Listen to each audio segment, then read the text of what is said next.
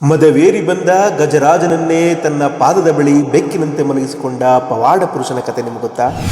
ಪಡಗೂರು ಅಡವಿ ಮಠ ನಮ್ಮ ಚಾಮರಾಜನಗರ ಜಿಲ್ಲೆಯ ಗುಂಡ್ಲುಪೇಟೆ ತಾಲೂಕಿನ ಪುಣ್ಯಭೂಮಿ.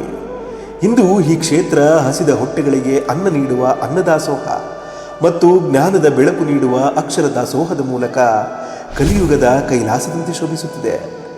ಹಾಗೆಯೇ ಈ ಕ್ಷೇತ್ರಕ್ಕೆ ಮತ್ತೊಂದು ಹೆಸರಿದೆ, ಅದೇ ಮದ್ದಾನೇಶ್ವರ ಮಠ.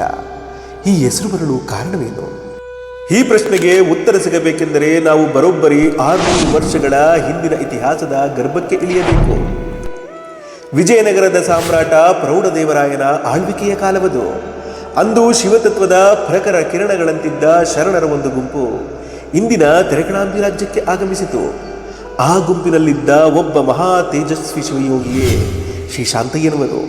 ಅವರು ಜನರ ಭಾಷೆಯಲ್ಲೇ ಶಿವತತ್ವವನ್ನು ಸಾರುತ್ತಾ ಸದಾಚಾರದ ದೀವಿಗೆಯನ್ನು ಹಚ್ಚಿದರು.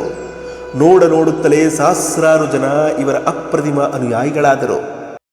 ಆದರೆ ಸತ್ಯದ ಹಾದಿಯಲ್ಲಿ ನಡೆಯುವವನಿಗೆ ಅಸೂಯೆಯ ಕಣ್ಣುಗಳು ಕಾಟ ಅನಿವಾರ್ಯ. ಶಾಂತಯ್ಯನವರ ಬೆಳೆಯುತ್ತಿದ್ದ ಪ್ರಭಾವವನ್ನು ಸಹಿಸದ ಅಂದಿನ ಕುತ್ಸಿತ ಮನಸ್ಸಿನ ಪಾಳೆಗಾರ ಅವರನ್ನ ಸಂಚಿನ ಮೂಲಕ ಬಂಧಿಸಿ ತೆರಕಣಾಂಬಿಯ ಕತ್ತಲೆಯ ಶಿವ ದೇವಾಲಯದಲ್ಲಿ ಸೆರೆ ಇಟ್ಟನು. ಅಷ್ಟಕ್ಕೆ ನಿಲ್ಲದ ಆತನ ಕ್ರೌರ್ಯ ಅಜೇನೆಂದು ಮೆರೆಯುತ್ತಿದ್ದ ತನ್ನ ಪಟ್ಟದ ಮದವೇರಿದ ಆನೆಯನ್ನು ಶರಣರ ಸಂಹಾರಕ್ಕಾಗಿ ಆ ದೇವಾಲಯದ ಕಾವಲಿಗಿಟ್ಟ. ಆದರೆ ಅಲ್ಲಿ ನಡೆದದ್ದೇ ಬೇರೆ. ಸಾಕ್ಷಾತ್ ಈಶ್ವರನ ಅವತಾರವೇ ಎಂಬಂತೆ ಶೋಭಿಸಿದ ಶಾಂತಯ್ಯನವರು ತಮ್ಮ ತಪೋಬಲದಿಂದ ಆನೆಯ ಮದವನ್ನೇ ಇಳಿಸಿದರು. ಅದು ತಮ್ಮ ಪಾದ ಪದ್ಮಗಳ ಬಳಿ ಮಂಡಿಯೂರುವಂತೆ ಮಾಡಿದರು. ಅಷ್ಟೇ ಅಲ್ಲ, ಆ ಮೃಗವು ಶರಣರಿಗೆ ಚಾಮರ ಸೇವೆಯನ್ನು ಮಾಡಲು ಶುರು ಮಾಡಿತು. ಈ ದೈವಿ ಪವಾಡಕ್ಕೆ ಬೆರಗಾಗಿ ಜನಸಾಗರವೇ ಹರಿದು ಬಂತು.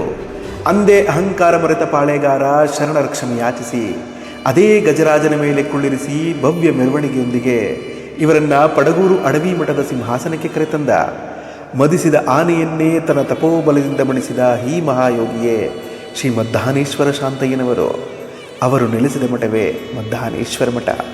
ಈ ಮಹಾಪುರುಷ ನೆಲೆಸಿದ್ದ ತೆರಕಣಾಂಬಿಯ ಆ ಪುರಾತನ ದೇವಾಲಯ ಯಾವುದು? ಇನ್ನೂ ಆ ದೇವಸ್ಥಾನ ಹೇಗಿದೆ ಅನ್ನೋದನ್ನು ಮುಂದಿನ ವಿಡಿಯೋದಲ್ಲಿ ಹೇಳ್ತೀನಿ. ವಿಡಿಯೋ ಮಿಸ್ ಆಗಬಾರ್ದು ಅಂದರೆ ಈಗಲೇ ಪೇಜ್ ಫಾಲೋ ಮಾಡ್ಕೊಳ್ಳಿ.